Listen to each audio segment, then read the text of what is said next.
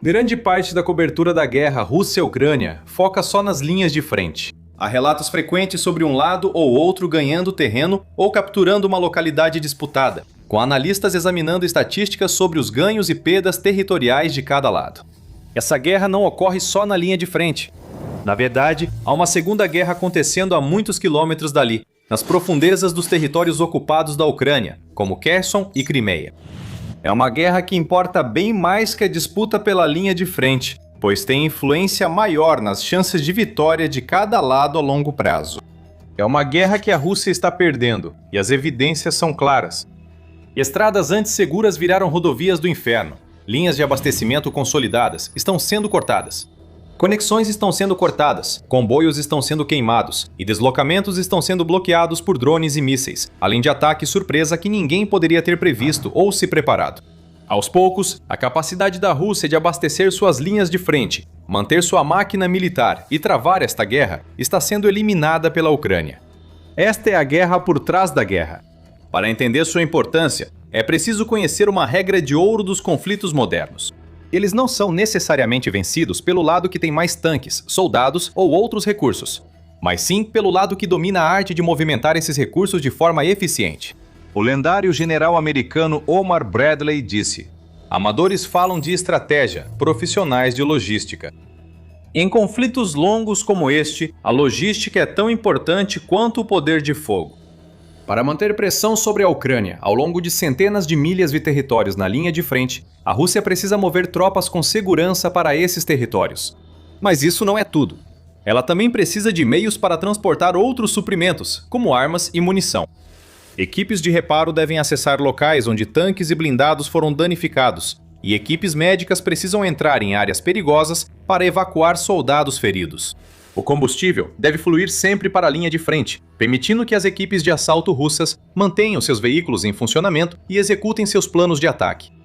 Toda força na linha de frente depende de uma ampla e complexa rede de logística e suprimentos para seu sustento. E se essa rede colapsar ou mesmo for interrompida, todo o resto desmorona ao redor dela. Sem essas linhas de suprimento para sustentá-lo, qualquer exército se torna dramaticamente mais fraco, abrindo oportunidades para que seu oponente contra-ataque. Por isso, embora os combates e as estatísticas de controle territorial sejam relevantes, esta guerra já não se resume a qual lado domina certas áreas.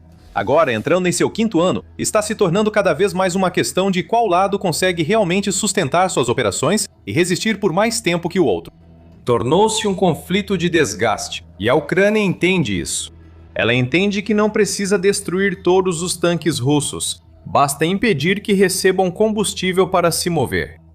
Ela não precisa matar todos os soldados russos e cortar suas linhas de suprimento. E assim, mudou o foco de atacar unidades individuais no campo de batalha para atacar o sistema geral que as alimenta e conecta. É uma mudança que pode ser decisiva, porque já vimos como a logística pode determinar o sucesso ou fracasso de até mesmo os exércitos mais fortes antes. Muitas vezes, na verdade, ao longo de toda a história. O imperador francês Napoleão Bonaparte aprendeu da pior forma a importância da logística ao marchar com seu exército para a Rússia, esperando vitória rápida. Afinal, ele formou uma das forças de combate mais poderosas que a Europa ou até o mundo já vira.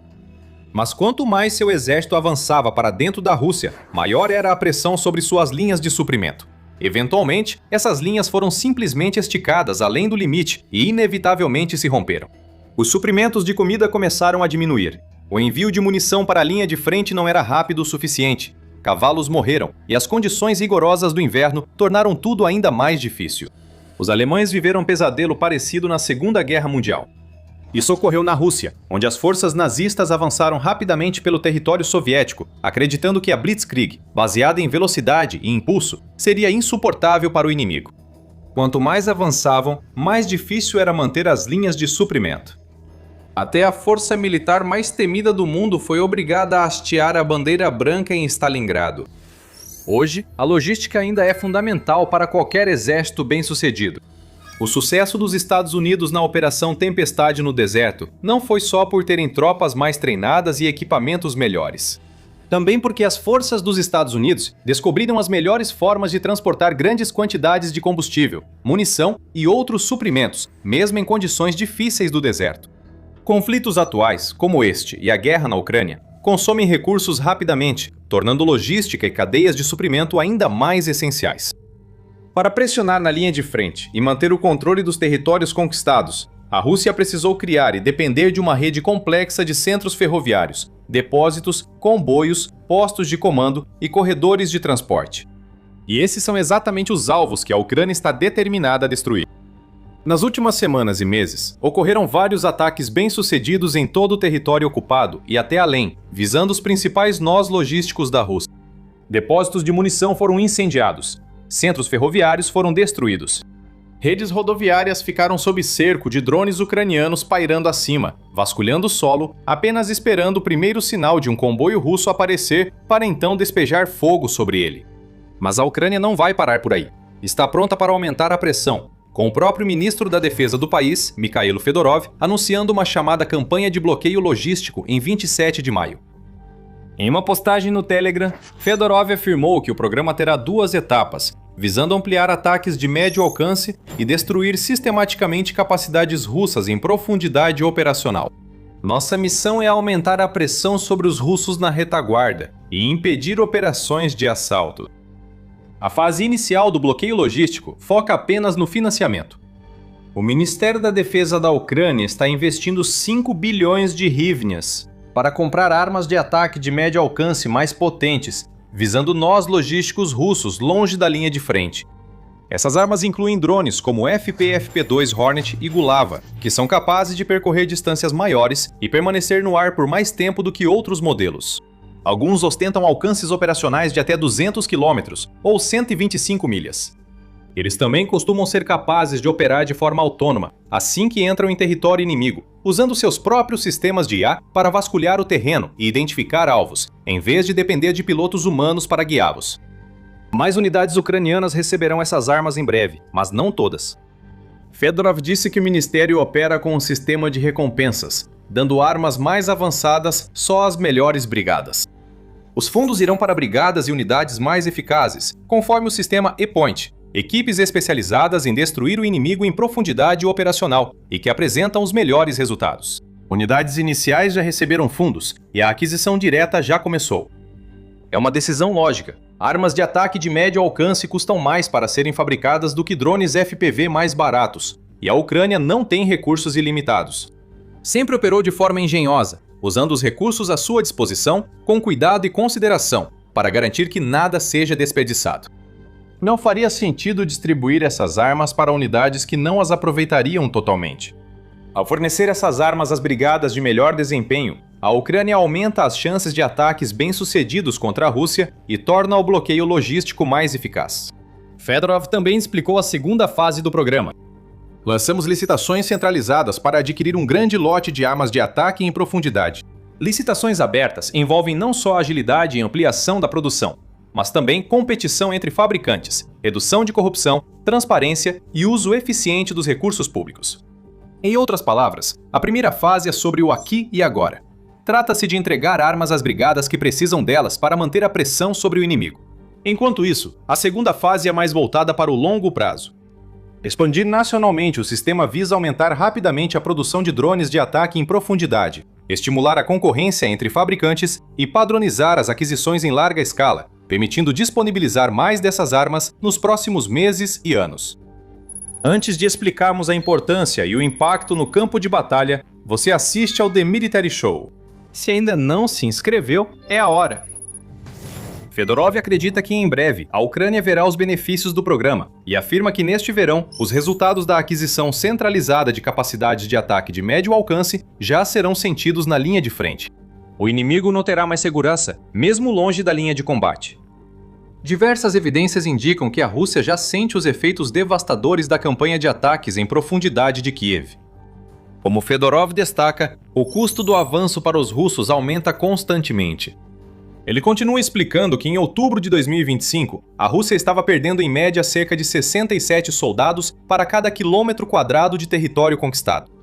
Em abril deste ano, esse número quase triplicou, chegando a 179 perdas por quilômetro quadrado.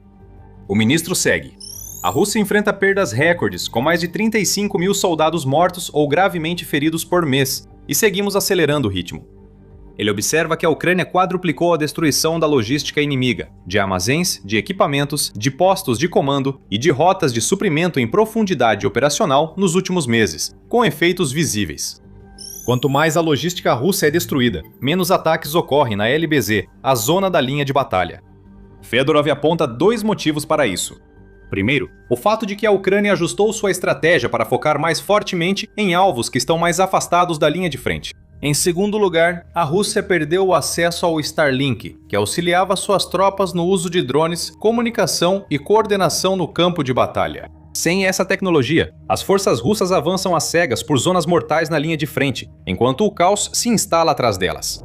Isso é mais evidente nas regiões do sul ocupadas da Ucrânia, especialmente nas áreas do sul de Donetsk, além de Zaporizhia e Kherson. A Rússia, há anos, usa poucas linhas de suprimento, convertendo antigas rodovias ucranianas em rotas para comboios militares.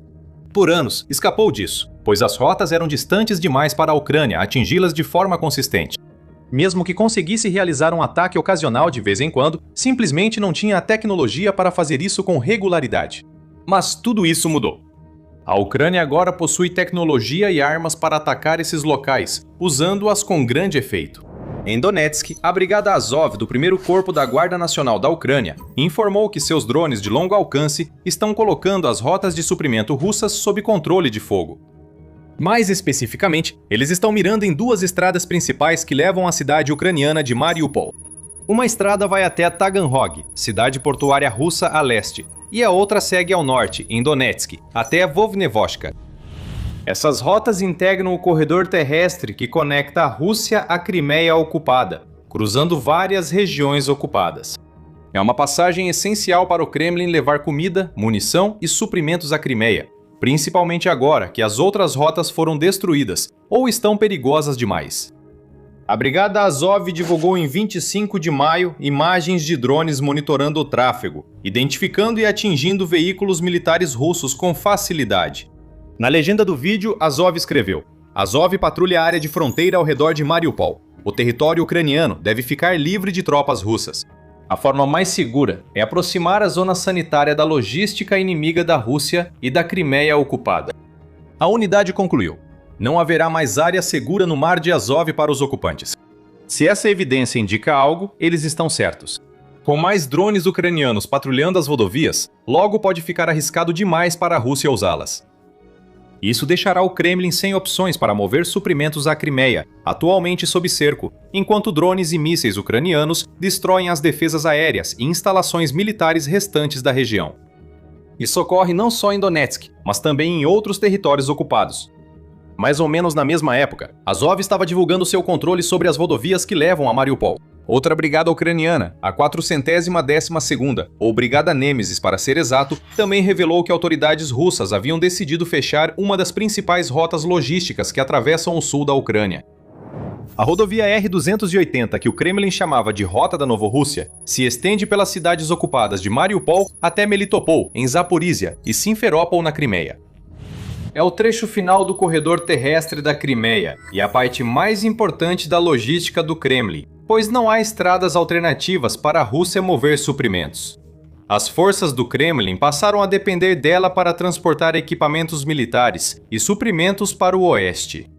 Isso mudou quando a Brigada Nêmesis lançou um novo drone de ataque secreto, ainda não visto em público, que, segundo relatos, tem sido muito eficaz atrás das linhas inimigas, destruindo dezenas de caminhões e caminhões-tanque russos. No Telegram, Nêmesis escreveu: as grandes perdas levaram o comando russo e autoridades de ocupação a limitar o tráfego de equipamentos pesados na rodovia Novorossia. O inimigo tenta usar estradas de terra e trilhas para desviar, mas sem sucesso. Drones ucranianos detectam e eliminam alvos com sucesso em qualquer terreno.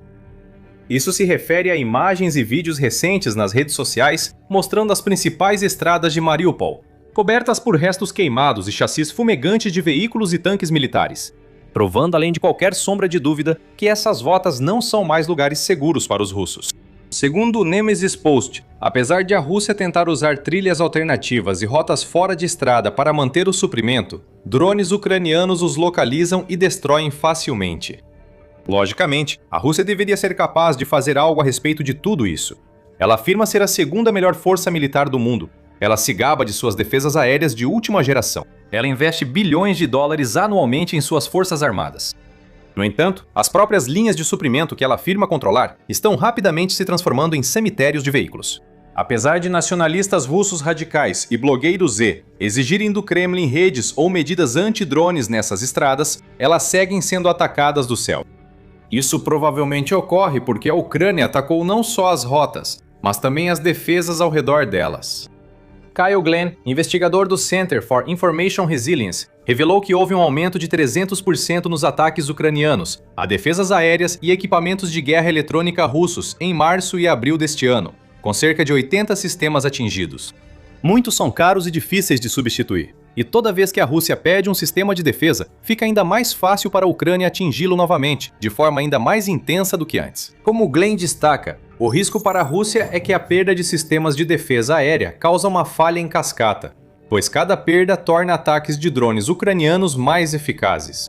Isso não vai parar. O presidente ucraniano Volodymyr Zelensky confirmou isso no dia 5 de maio, em uma postagem no X. O número de ataques de médio alcance também aumentou significativamente. Agora há o dobro de ataques a distâncias superiores a 20 km em comparação com março, e 4 vezes mais em comparação com fevereiro. E haverá ainda mais. Esta é uma área prioritária. Como resultado, as unidades russas já sentem pressão, assim como as forças de Napoleão e os nazistas décadas atrás. Eles começaram a transferir ativos importantes, como depósitos de munição e postos de comando, para longe das linhas de frente. Isso é uma faca de dois gumes. Pode aumentar a segurança desses locais, mas dificulta a logística, já que os suprimentos percorrem distâncias maiores. Com os drones ucranianos cada vez melhores para percorrer distâncias maiores, pode não importar quão para trás a Rússia reposicione seus postos de comando e pontos de suprimento. O exército de Vantes de Kiev, em rápida evolução, logo os encontrará e destruirá. Até mesmo jornalistas russos estão começando a perceber a crise que se aproxima, com o correspondente de guerra Dmitry Steshin alertando que, a menos que sejam tomadas medidas urgentes, nos próximos meses a logística irá colapsar. É exatamente nisso que a Ucrânia está apostando. Enquanto isso, as forças de Kiev estão recuperando territórios em larga escala, e você pode saber mais neste vídeo.